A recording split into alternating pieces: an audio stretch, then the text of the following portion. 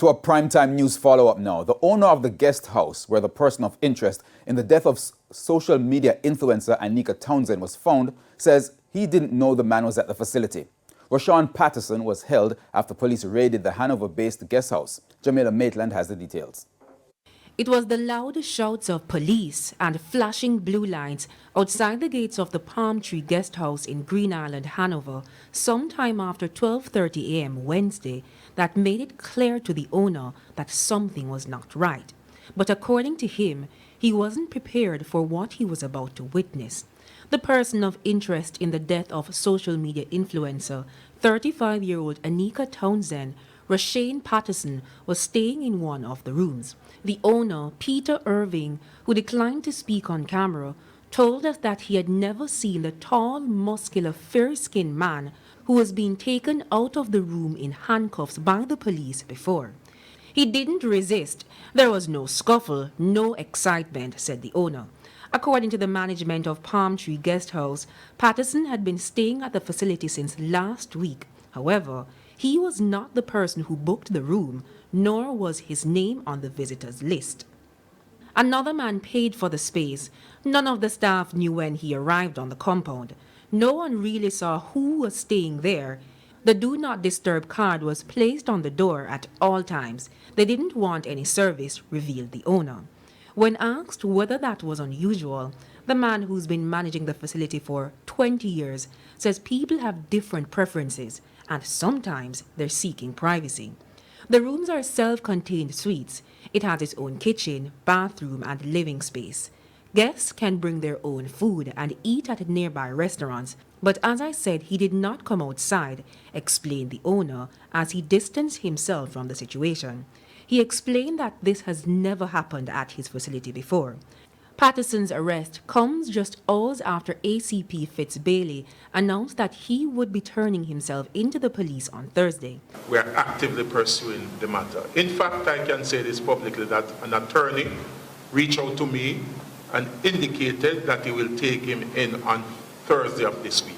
Rashawn Patterson, who is from Hanover, was asked to report to the Freeport police station in St. James just a day after Townsend's body was found in waters along the Reddings Beach area in the parish on October 21.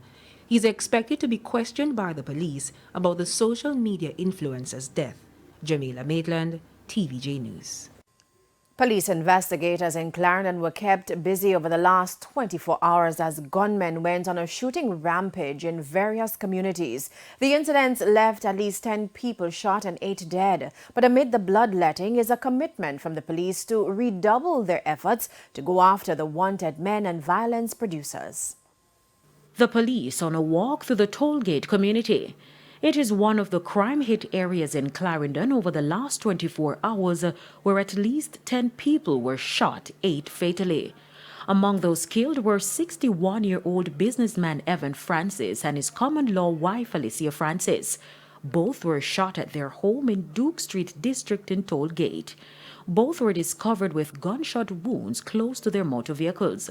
Reports are that they were shot during the heavy downpour sometime after 5 Tuesday afternoon as they returned home. From our information, we gathered that these murders were committed as a result of some family dispute as it relates to possession of land. Mr. Francis' son was killed just 24 hours prior to this incident. We are doing our investigations in these matters, and we believe that we will have some success as it relates to arrest soon.